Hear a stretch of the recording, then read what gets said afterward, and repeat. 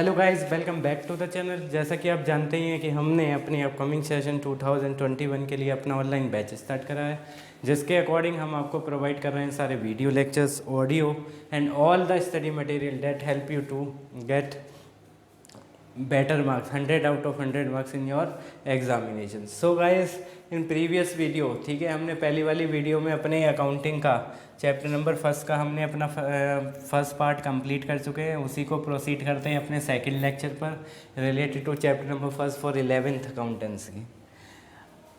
हमने पहले बात करी थी स्टेप्स की, हमारी प्रीवियस वीडियो को आप देख सकते हैं। यूज़र्स ऑफ अकाउंटिंग हम कर चुके हैं, ठीक है। इससे रिलेटेड हमारे जो MCQ थे वो भी हम क्या कर चुके हैं बेटा, कंप्लीट कर चुके हैं। तो जिसने भी वो हमारे प्रीवियस वीडियो नहीं देखा है, प्लीज़ रिक्वेस्ट है हमारी कि आप क्या कर लीजिए, प्रीवियस वीडियो को क्या कर लीजिए बेटा, गो थ्रू कर लीजिए।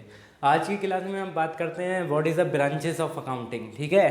There are the 3 branches of accounting. Number first is financial accounting. कौन सी होती है बेटा, फाइनेंशियल अकाउंटिंग। नंबर सेकंड है बेटा cost accounting and number third है बेटा मैनेजमेंट अकाउंटिंग। अकाउंटिंग की बेटा 3 ब्रांचेस होती हैं। फाइनेंशियल अकाउंटिंग जो आप 11th क्लास में बेटा स्टडी कर रहे हैं वो आपकी कौन सी अकाउंटिंग है, फाइनेंशियल अकाउंटिंग। कौन सी अकाउंटिंग है, प्रॉफिट एंड लॉस को कैलकुलेट करा जाता है। कहाँ पर कैलकुलेट करा जाता है, फाइनेंशियल अकाउंटिंग में। फाइनेंशियल अकाउंटिंग में you have to prepare the journal, ledgers, ठीक है, balance sheet, trading profit and loss. These all are things are prepared in under financial account. तो आप जो क्लास 11th में जो स्टडी कर रहे हैं, क्या स्टडी कर रहे हैं, अकाउंटिंग स्टडी कर रहे हैं, that is known as financial accounting. कौन सी अकाउंटिंग है, फाइनेंशियल अकाउंटिंग एक ऐसी ब्रांच ऑफ अकाउंटिंग है जहाँ पर आपको क्या करते हैं, सारे ट्रांजैक्शन को रिकॉर्ड करते हैं, ठीक है, जर्नल प्रिपेयर करते हैं, लेजर प्रिपेयर करते हैं। This is known as financial accounting. कौन सी अकाउंटिंग होती है, फाइनेंशियल अकाउंट। उसके बाद बेटा हमारी होती है कॉस्ट अकाउंटिंग। कौन सी होती है, कॉस्ट अकाउंटिंग। कॉस्ट अकाउंटिंग के मीनिंग से ही जाएंगे। कॉस्ट अकाउंटिंग एक ऐसी अकाउंटिंग जो कि हमको क्या कैलकुलेट करके देती है, कॉस्ट। क्या करती है, कॉस्ट को कैलकुलेट करती है कि हम जो गुड्स एंड सर्विसेज प्रोड्यूस कर रहे हैं उसकी कॉस्ट कितनी है, हम क्या चीज़ क्या कर सकते हैं, कहाँ पर हमारी कॉस्ट ज़्यादा लग रही है, ठीक है, कहाँ पर हम अपनी कॉस्ट को रिड्यूस कर सकते हैं जिससे कि हम अपने प्रॉफिट को क्या कर सकें, मैक्सिमाइज कर सकें। These is known as cost accounting. कौन सी अकाउंटिंग कहलाती है, कॉस्ट अकाउंटिंग। अब जो थर्ड वाली अकाउंटिंग है वो हमारी रिसेंट की अकाउंटिंग है, ठीक है, जो कि अभी डेवलप्ड हुई है, ठीक है, that is known as management accounting. कौन सी अकाउंटिंग है, मैनेजमेंट अकाउंटिंग। मैनेजमेंट अकाउंटिंग का क्या वर्क होता है समझिए। सबसे पहले कॉस्ट ने हमको क्या बताया कि कॉस्ट, एक प्रोडक्ट को मैन्युफैक्चर करने की जो वैल्यू है, जो कॉस्ट है वो कितना होगा, कॉस्ट शीट को प्रिपेयर करना, कहाँ पर कॉस्ट ज़्यादा है उसको चेक करना, कॉस्ट अकाउंटिंग। उसके according profit and loss prepare करना, ठीक है, बैलेंस शीट प्रिपेयर करना, फाइनेंशियल अकाउंटिंग। अब मैनेजमेंट अकाउंटिंग क्या होती है, मैनेजमेंट अकाउंटिंग किसके लिए होती है बेटा, मैनेजमेंट के लिए, हमारे टॉप लेवल के लिए होती है। जो टॉप लेवल क्या करते हैं, डिसीजंस मेकिंग करते हैं। क्या करते हैं, डिसीजंस मेकिंग करते हैं कि किस तरीके से हम अपनी कंपनी को इफेक्टिवली क्या कर सकते हैं, मैनेज करते हैं। It involve decision making. इसमें क्या इन्वॉल्व होती है, डिसीजन मेकिंग होती है, ठीक है। Supplies relevant information at appropriate time to the management that help in decision making, जो कि क्या कर सके, टॉप मैनेजमेंट को हेल्प कर सके क्या करने के लिए, डिसीजन मेकिंग करने के लिए। This is known as management accounting. इसको और अच्छे से समझते हैं इस चार्ट के थ्रू। फाइनेंशियल अकाउंटिंग में क्या प्रिपेयर करेंगे, जर्नल, सब्सिडरी बुक, लेजर, ये सारी बैलेंस शीट, ये कहाँ पर प्रिपेयर करी जाती हैं, फाइनेंशियल अकाउंट। कॉस्ट अकाउंटिंग में कॉस्ट शीट क्या होगी, मटेरियल की कॉस्ट क्या है, लेबर की कॉस्ट क्या है, अदर एक्सपेंसेस की कॉस्ट क्या है, ये सारी कहाँ पर प्रिपेयर करी जाती है, कॉस्ट अकाउंटिंग के अंदर। उसके बाद होती है बेटा मैनेजमेंट अकाउंट। हमारी कंपनी का ट्रेंड एनालिसिस क्या है, रेशियो।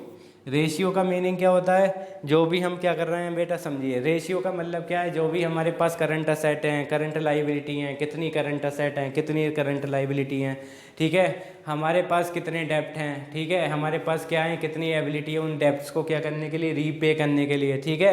ग्रॉस प्रॉफिट रेशियो कितना है, नेट प्रॉफिट रेशियो कितना है, ठीक है, ये सारे हमारा क्या होता है, रेशियो है। ये हमारे बिजनेस के जो टॉप मैनेजमेंट होता है उसको क्या करता है, हेल्प करता है क्या करने के लिए, डिसीजन मेकिंग करने के लिए। फंड फ्लो, कितना फंड का क्या हुआ, इनकमिंग हुआ, ठीक है, कितने फंड्स आए बिजनेस से, कितने गए, ठीक है, कैश फ्लो, कितना कैश बिजनेस में आया, कितना बिजनेस से कैश गया। This is known as management accounting. कौन सा पार्ट कहलाता है बेटा? Management account. I hope you understand the meaning of branches of accounting and you learn only the financial accounting in your 11th syllabus. ठीक है, आप कौन सी अकाउंटिंग पढ़ेंगे? फाइनेंशियल अकाउंटिंग पढ़ेंगे। Cost accounting, management accounting you are study in your graduation level. कहाँ पर study करेंगे? ग्रेजुएशन लेवल पर। आगे की बात करते हैं, very very important topic, that is qualitative characteristics. ठीक है, हमारी जो अकाउंटिंग होती है बेटा उसके 4 क्वालिटेटिव करेक्टरिस्टिक्स होते हैं। नंबर फर्स्ट है रिलायबिलिटी। नंबर फर्स्ट क्या होती है? Reliability. Number second relevance. Number third क्या होती है? अंडरस्टैंडेबिलिटी। नंबर फोर्थ होती है कंपैरेटिबिलिटी। ठीक है, तो वन बाय वन इसके मीनिंग पे जाते हैं, क्या क्या होता है। चलिए, फर्स्ट होता है रिलायबिलिटी। रिलायबिलिटी का मीनिंग आपको पता ही है, विश्वसनीयता होनी चाहिए। क्या होनी चाहिए? रिलायबल। क्या होना चाहिए बेटा? रिलायबल होना चाहिए। आपका जो डाटा है, जो आपकी इन्फॉर्मेशन है, वो कैसी होनी चाहिए? रिलायबल होनी चाहिए। कैसी होनी चाहिए? रिलायबल होनी चाहिए। अब बात करते हैं, आप रिलायबल में आप कैसे फाइंड करोगे कि रिलायबल कैसे है। सबसे पहली, जो भी क्या करता है हमारी अकाउंटिंग को क्या करता है बेटा? प्रिपेयर्ड करता है।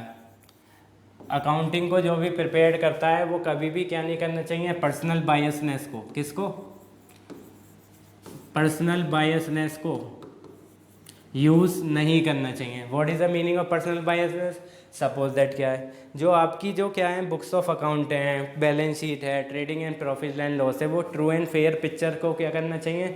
शो करना चाहिए। मीनिंग, अगर कोई भी पर्सन, कोई भी कंपनी अपने बुक्स ऑफ अकाउंट को प्रिपेयर करती है और उसमें वो अपना क्या यूज़ करती है? पर्सनल बायस, नहीं अपनी थिंकिंग लगाती है कि मेरी एसेट को, मेरी जो एसेट कितनी थी 5 लाख की थी, उसको 7 लाख शो करना। ठीक है, करंट लाइबिलिटी आपकी क्या थी? 4 लाख की थी, उसको 3 लाख शो करना। This is known as personal biasness. क्या कहलाती है? Personal biasness. So you have to avoid personal biasness, you have to make your data reliable. आपको अपने डेटा को क्या बनाना है? रिलायबल बनाना है। So first qualitative characteristics is reliability. Qualitative characteristics means those not calculated in terms of monetary terms.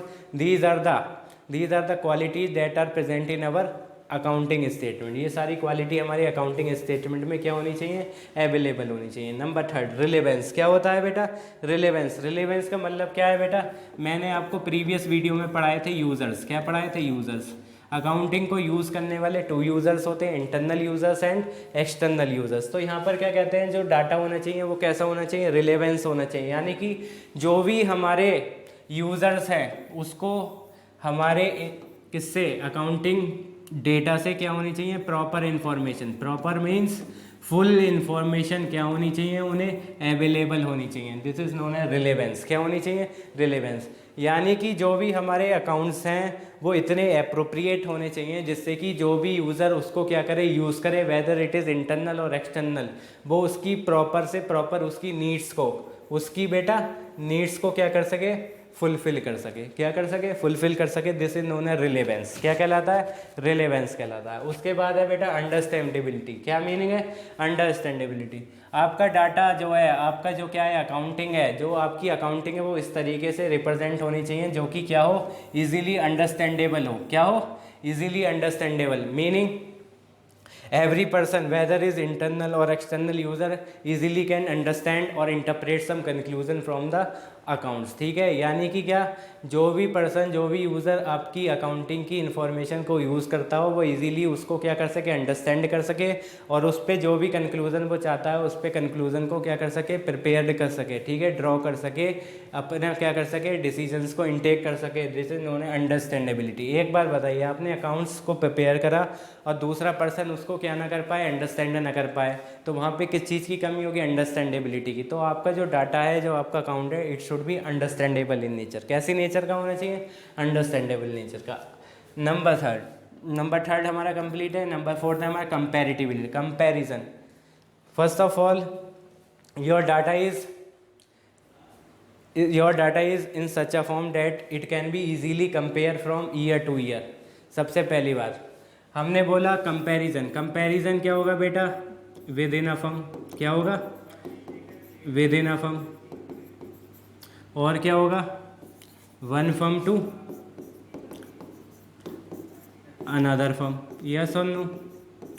तो यानी कि आपका जो डाटा होना चाहिए वो इतना कैपेबल होना चाहिए जिससे कि हम विद इन अ फर्म क्या, suppose that we have to compare the data of 2019 with 2020, तो हमारे पास क्या होगा, ये 2019 का डाटा जो कंपनी का है वो इतना अप्रोप्रिएट होना चाहिए जिससे कि हम उसे अपने 2020 के डाटा से क्या कर सकें, कंपेयर कर सकें, क्या कर सकें, कंपेयर कर सकें और फाइंड आउट कर सकें कि जो हमारी परफॉर्मेंस है वो इंक्रीज़ है या डिक्रीज़ है, यस और नो। और नंबर सेकंड क्या होता है कि आपका डाटा इतना कंपेरेटिबल होना चाहिए, इतना क्या होना चाहिए, प्रॉपर मैनर में अरेंज होना चाहिए जिससे कि एक फर्म, वन बिजनेस फर्म दूसरी business firm, one business firm can compare with another firm, जिससे कि एक बिजनेस फर्म दूसरी अनदर फर्म से अपने डाटा को क्या कर सके, कंपेयर कर सके। This is known as comparability, क्या कहलाती है, compare. So these are the 4 qualitative characters, reliability, relevance, understandability and comparability. ठीक है guys, after that we have to follow the MCQ। Cost of a good, अगर आप क्या करते हैं, cost of a good manufacture determine, अगर आपको cost of the goods क्या करनी है, किसी भी गुड्स की डिटरमाइन करनी है, then you have to use the cost accounting. कौन सी अकाउंटिंग को फॉलो करेंगे, cost accounting. After that qualitative characteristic accounting includes, qualitative characteristic में क्या क्या इंक्लूड होता है, अभी मैंने बताया, reliability, relevance, understandability and comparability. So answer will be both A and B. After that which of the following is not a qualitative characteristic of accounting information, इसमें से क्वालिटेटिव कैरेक्टरिस्टिक कौन सी नहीं होती, रिलायबिलिटी होती है, अंडरस्टैंडेबिलिटी होती है, कंपेरेटिबिलिटी होती है, ठीक है। उसके बाद हमारा रिलेवेंस और होता है, लेकिन मैटेरियलिटी हमारी नहीं होती, तो आंसर विल बी डी। क्या होगा बेटा, डी आंसर होगा। उसके बाद which qualitative characteristic of accounting information reflected when accounting information clearly presented, जब आपके डाटा की जो इन्फॉर्मेशन है, जो आपकी अकाउंटिंग की इन्फॉर्मेशन है, जब वो क्या होती है, क्लियरली प्रेजेंटेड होती है, this is known as understandability. इसको क्या बोलता हूँ, अंडरस्टैंडिंग। जब ईच एंड एवरी यूज़र आपकी अकाउंटिंग इन्फॉर्मेशन को ईजिली क्या कर पाए, अंडरस्टैंड कर पाए, तो वो क्या शो करता है कि आपका जो डाटा है वो कैसा प्रेजेंट है, क्लियरली प्रेजेंट है। So this is our fourth question answer, that is answer B, that is understandability। ठीक है guys, so this is our today's video। we will further proceed this chapter in our next video। ठीक है, अगर आपको video अच्छा लगा तो प्यारा प्यारा एक कमेंट क्या कर दीजिए, यहाँ पर मेंशन कर दीजिए, और इसी तरीके से हमारे वीडियो को लाइक कर लीजिए और हमारे चैनल को सब्सक्राइब कर लीजिए, इसी तरीके से मोर एंड मोर वीडियोस को क्या करने के लिए, गेट करने के लिए। So till then guys, keep watch our video, ठीक है, subscribe our channel. Bye bye, take care and have a nice day guys।